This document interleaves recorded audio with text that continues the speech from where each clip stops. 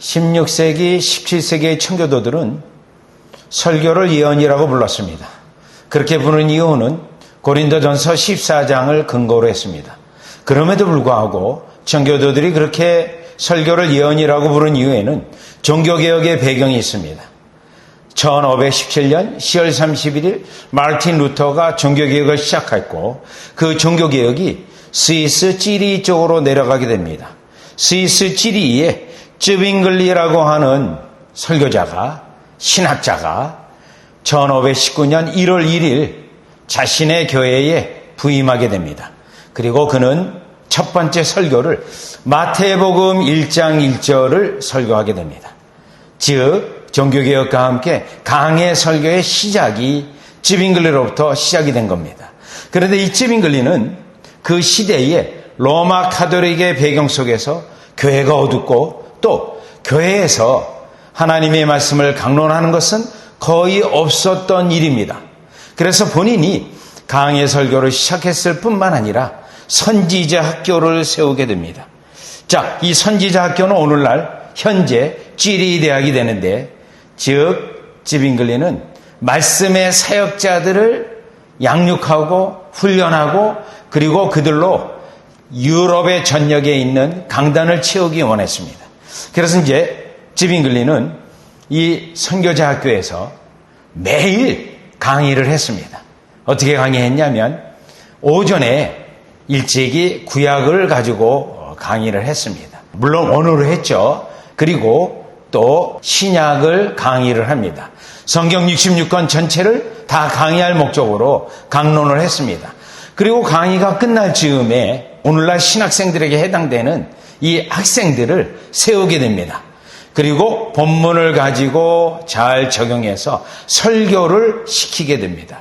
그런데 그 설교를 한 명이 아니라 둘, 셋, 네 명 이렇게 세워서 야같이 설교자로 훈련하게 됩니다. 이때로부터 그 학교를 선지자 학교라고 부릅니다. 예언사역, 설교사역을 동의어로 보면서 이 운동이 일어난 것입니다. 자, 이 운동은 자신이 1529년 30년에 시민전쟁에 나가서 전쟁하다 전사하여 죽고 자신의 사위인 하인리 블링거가 사역을 이어받습니다. 하인리 블링거도 이 사역을 그대로 이어받았습니다. 이 하인리 블링거는 1566년에 스위스 제2신앙고백서를 작성하는데 종교개혁을 완성하는 신앙고백서에 해당되어집니다. 자, 그가 사역을 하면서 선지자 학교는 더욱 확산이 되어졌고 칼빈 못지않게 유럽의 종교개혁이 아주 중요한 역할을 합니다. 그래서 이 하인리 블링거는 오늘날도 볼 수 있는데요. 특별히 스위스 지리에 가면 쯔빙글리가 사역했던 그로스문스터 교회가 있습니다. 여전히 똑같이 있습니다. 그리고 이 교회의 위에 언덕으로 올라가면 쯔빙글리가 공부했던 서재가 나옵니다. 거기에 가면 지금도 오늘날도 그가 앉아서 공부했던 책상과 의자가 있습니다. 그리고 이 교회의 담에는 이게 부조예요. 이 부조에 하인리 블링거입니다. 쯔빙글리의 이 대를 이어받아서 이 사역을 해서 제네바에서는 칼빈이 그리고 지리에서는 이 하인리 블링거가 사역을 하게 됩니다. 자, 그러면 이 선지자 학교를 중심으로 해서 이제 예언사역, 설교사역을 더 강조하게 되는데 1559년에 엘리자베스의 여왕이 즉위하고 청교도 운동이 시작되는데 청교도 운동으로 그대로 전개됩니다. 그러면서 이 선지자 학교를 그대로 청교도들이 따라하게 되는데 이것을 예언대회라고 불렀습니다. 쉽게 표현한다면 설교대회입니다. 청교도자들이에요. 자, 이 청교자들의 설교대회는 도시교회에서 열렸습니다. 혹은 대학에서 열렸습니다. 왜냐하면 시골에 있는 목회자들도 오게 했고 또 성도들이 와서 그 설교를 듣게 하려고 이 운동이 일어났습니다. 쯔빙글리가 했던 것을 그대로 영국에 접목시킨 겁니다. 그럼 이 설교대회가 어떻게 이루어졌냐면 설교 일주일 전에 3명의 설교자를 이렇게 지정합니다. 그리고 그들에게 성경 본문을 줍니다. 설교할 본문을 줍니다. 그 설교 본문은 A, B, C 설교자가 있다면 똑같은 본문을 줬고 본문의 길이는 그렇게 길지 않았습니다. 2구절 내지는 3구절 이렇게 설교 본문을 택해서 양아치 일주일 후까지 이 대회까지 준비하도록 했습니다. 자, 일주일이 지났습니다. 설교대회 당일입니다. 그때 대회가 시작하기 전에 설교자의 순서를 정하게 됩니다. 자, 그러면 이 3명의 설교자가 이제 순서를 정해서 첫 번째, 두 번째, 세 번째 설교자가 정해졌습니다.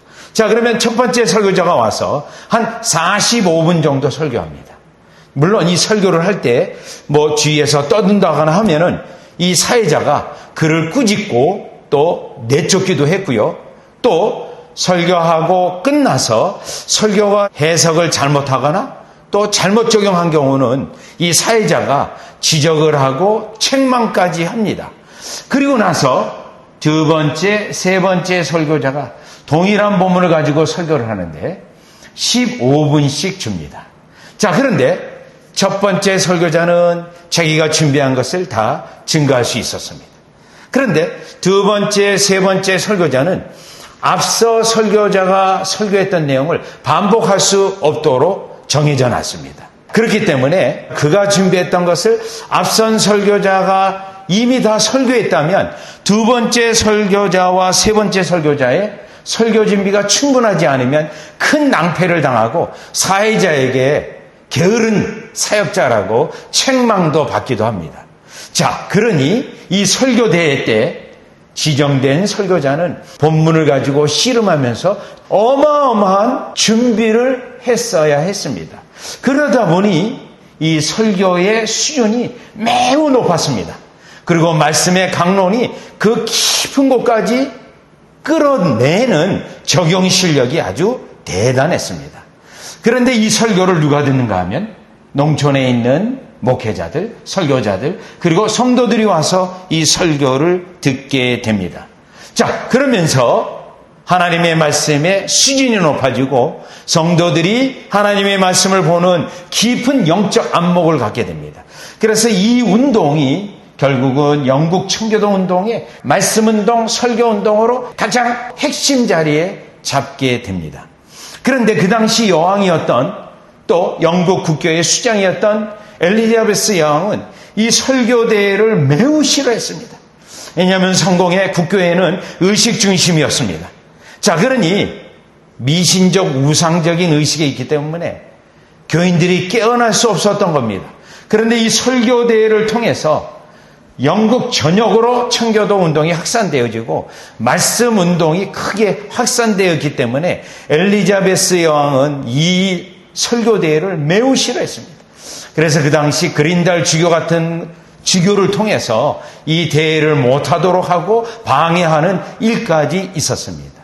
자, 그러면 청교도의 이와 같은 예언대회, 설교대회 속에서 이 운동은 1570년이었는데 1590년 정도 되었을 때 윌리엄 퍼킨스가 청교도 운동의 아주 핵심 인물이 되는데 이 윌리엄 퍼킨스는 청교도의 아버지라고 부릅니다. 케임브리지 대학에, 특별히 임마누엘 대학에 학장이 되면서 케임브리지 대학 전체를 야같이 청교도 운동의 본산지로 만든 인물이었습니다. 자, 그 윌리엄 퍼킨스가 책을 내게 됩니다.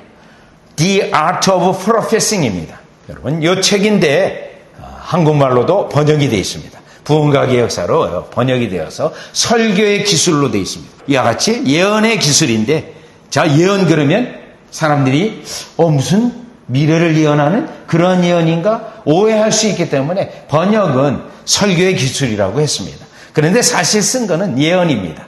청교도들이 설교를 예언이라고 부르는 것입니다. 그러면 이 윌리엄 퍼킨스는 왜 설교를 예언이라고 그가 말을 했냐면 특별히 성경 본문들이 있습니다. 그 성경 본문은 일단 에레미야 43장 1절입니다. 이 구절은 현대 신학자들이 개혁주의 설교학자들이 선호하는 구절이고 그 다음에 요한복음 10장 16절은 윌리엄 퍼킨스 본인이 직접 말한 겁니다. 한번 볼까요? 43장 1절에 에레미야가 모든 백성에게 그들의 하나님 여호와의 말씀 즉 곧 그들의 하나님 여호와께서 자기를 보내사 그들에게 이르신 모든 말씀을 말하기를 마치니. 즉 하나님께서 에레미야 선지자에게 전하라고 하는 모든 말씀을 전했다. 이게 이제 사실 예언이에요. 성경에서 어떤 미래를 말하고 있는 예언은 그렇게 많지 않습니다. 또 그 예언이라 할지라도 하나님 나라와 관계되어 있고 지금 현재 그 설교를 듣는, 그 하나님의 말씀을 듣는 그 시대, 그 청중, 그 말씀을 받는 거기에 초점이 있기 때문에 예언이라는 것은 하나님이 선지자를 보내 하나님이 전하라고 하는 말씀을 전하는 그것이 이제 예언인데 에레미야 선지자가 그렇게 했다는 것입니다. 자, 그러면 요한복음 10장 16절에 가보면 이 구절은 윌리엄 퍼킨스가 직접 말한 거예요.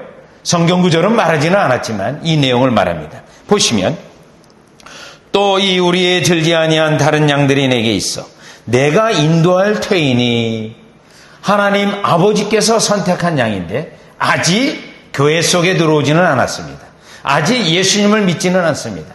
그런데 예수님은 아버지가 선택했기 때문에 그 양들을 구원해야 되고 그들을 이와 같이 인도해야 됩니다. 자, 그러면 예수님은 승천하시고 하늘에 올라가셨는데 그러면 누가 이 예수님의 말씀을 전할까요? 보시죠. 그들도 내 음성을 듣고 한 무리가 되어 한 목자에게 있으리라 돼 있어요. 그들도 내 음성을 듣는다.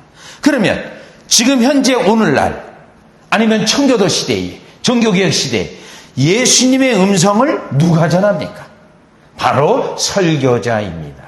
설교자가 예수님의 그 말씀을 증거함으로 예수님이 그 말씀에 직접 증거하는 효과와 역사를 이루신다고 하는 요한복음 10장 16절의 말씀입니다. 그렇기 때문에 청교도들은 물론 찌빙글리는 하인리 블링거는 설교를 예언이라고 불렀고 선지자 학교라고 부른 것이었고 또 예언대회를 열었던 것입니다. 이 사상을 윌리엄 퍼킨스가 확실히 했습니다. 청교도 운동의 가장 중요한 축이 되게 했습니다. 그러면 윌리엄 퍼킨스로부터 영향을 받은 청교도 운동은 어떻게 확산이 되었냐면 철저한 성경 강해를 하게 됩니다. 철저하게요. 예를 들어보겠습니다. 조셉 카일이라고 하는 청교도가 있습니다. 욥기를 강해를 했는데 25년간 설교했습니다. 25년이요. 그리고 그것이 출판되었는데 12권으로 나왔습니다. 그리고 페이지로는 약 8,800페이지 됩니다. 12권이에요. 자, 그래서 이 12권 전집이 전 세계적으로 며칠 안 남았어요. 미국 같은 경우는 풀러 신학교 옆에 있는 파사디나의 헌팅턴 라이브러리라고 하는 세계적인 고서적들을 보관해두는 그런 박물관에 있습니다. 그런데요, 제가 영국의 고서점을 통해서 이 전집을 하나 마련했는데 이게 1571년 판입니다. 제가 한 권만 가져왔어요. 12권 있는데 자, 욥기 주석의 12권 가운데 한 권이에요. 한 권이요. 자, 나중에 기회가 되면 여러분이 직접 만져보실 수도 있는데요. 제가 사실 장갑을 끼고 만져야 되는데 여러분에게 말씀 전하기 때문에 장갑을 낄 수는 없고 이렇게 잠깐 보여드립니다. 25년간 설교한 내용이 여기에 들어가 있습니다. 자, 그러면서 토마스 멘톤의 시편 119편 강해가 있는데요. 580페이지 3권입니다. 3권으로 되어 있어요. 자, 이거는 현대판으로도 나왔어요. 580페이지의 3권이면 1740페이지. 이건 번역을 하면 배 내지 2.5배가 늘어나거든요. 그러니 한 3500페이지 정도 된다는 거죠. 그 다음에 유명한 또 강해 설교가 있는데 제임스 더렘의 이사야서 53장 강해입니다. 영국에는 청교도 운동이고 제임스 더렘은 스코틀랜드 신학자예요. 언약도라고 부릅니다. 이사야서 53장 1절에서 12절까지 돼 있어요. 그것을 72번 강해 설교를 했습니다. 이 책도 제가 하나 가지고 있어요. 이건 현대 다시 나온 건데 여러분 책 사이즈가 이렇고요. 분량은 이렇게 두껍습니다. 이사야서 53장만 가지고 72번 강의 설교를 한 거예요. 그 다음에 존 데이브난트의 골로새서 강의인데 850페이지입니다. 여러분 850페이지인데 골로새서가 여러분이 잘 아는 것처럼 4장으로 돼 있죠. 자, 요 책입니다. 자, 요 골로새서 강의고 지금 부피는 두께는 이만. 여러분 제 얼굴과 한번 대조해보면 어느 정도 쌓인지 알겠죠. 골로새서만 강의를 한 겁니다. 자, 그 다음에 존 오웬의 히브리서는요 580페이지 7권입니다. 그리고요 여기에는 언급하지는 않았지만 유다서 한 장으로 되어 있습니다. 이 유다서도 사이즈가 이 정도로요. 유다서만 강의한 거예요. 자, 유다서는 여기에 토마스 맨톤이고요. 또 하나 유다서로 유명한 작품은 이건 윌리엄 젠킨인데 유다서 한 장만 가지고 설교한 건데 여러분이 보이실지 모르겠네요. 안에 칼럼이 4개로 되어 있어요. 한 페이지에 2컬럼 해가지고 이렇게 해서 약 페이지가 지금 360페이지. 그러니까 정확히 컬럼이 안 돼 있다면 최소한 아무리 적어도 700페이지 강의 설교하는 분량을 한 것입니다. 자, 이 운동, 설교운동이 예언운동으로 하나님의 말씀을 그 백성에게 철저히 강론하는 이게 이제 청교도 운동이었는데 결국 이 청교도 운동은 청교도 시대는 1559년에서 1688년 혹은 84년까지 약 150년간 이어졌는데 교회사 속에서 가장 경건의 능력이 있었던 시대라고 부릅니다. 그래서 비지블 세인츠인데요. 구원의 은혜가 눈에 똑똑히 드러나는 성도가 교회에 가득 찬 시대 이렇게 부릅니다. 또 하나님의 말씀을 완전한 규칙으로 받았으며 가르치기에 부지런했던 시대입니다. 그러다 보니 경건의 능력이 있었던 거죠. 그러면 경건의 능력은요 반드시 교회가 외적으로 나타나게 돼 있는데 무엇으로 나타나야 되냐면 전도와 선교운동이 일어나게 됩니다. 이 전도는 유럽의 부흥운동으로 번져져서 독일까지 영향을 줘요.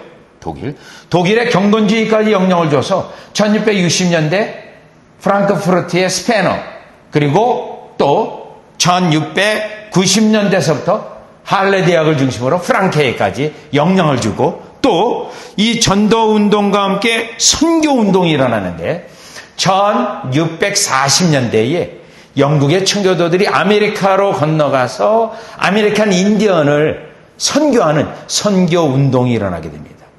즉 그때 선교운동은요 오늘날과 똑같아요. 선교지의 언어를 배워서 그들의 말로 설교하고 가르치는 거예요. 그래서 청교도들이 인디안 말 굉장히 어렵거든요. 그걸 배워서 복음을 전하는 운동이 일어납니다. 사실 이 운동이 이 선교운동이 현대 선교의 시작이라고도 볼 수가 있습니다. 왜 그러면 교회가 이렇게 강력하게 되었는가? 결국은 말씀 운동인데요. 이 말씀은 칼빈도 말했던 것처럼 하나님의 말씀을 깊이 강론하면 성령의 역사가 더 강력하게 일어난다. 그러면 어느 정도 강력하게 일어나는가?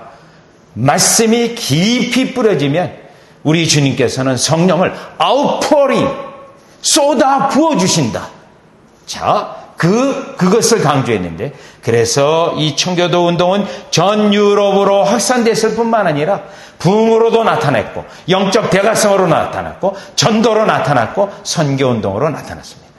자, 그렇다면 청교도들이 왜 설교를 예언이라고 했는지 그 이유를 우리가 이제 분명히 알았습니다. 여기에서 우리가 이것을 아는 것은 목적이 있습니다. 한국교회는 코로나 이후로 영적인 능력과 힘을 잃어버렸습니다. 자, 선교할 여지도 없습니다. 교회가 전도한다는 것은 지극히 어려운 시대입니다. 그러면 이와 같이 한국교회가 다시 1907년의 평양대회과 같은 역사를 맛보기 원한다면 이미 역사 속에서 우리에게 하나의 예로 보여준 하나님의 성령을 부어주신 그 시대에 무엇을 어떻게 했는가, 교회는 무엇을 추구했는가를 볼 때 청교도들이 설교를 예언운동으로 보면서 깊은 하나님의 말씀의 강론을 교회를 깨우는 영적 각성이라는 수단을 삼았을 때 하나님이 응답하신 것을 보고 오늘날 한국교회가 말씀 운동으로 돌아가기를 우리가 바라고 또 바라는 것입니다.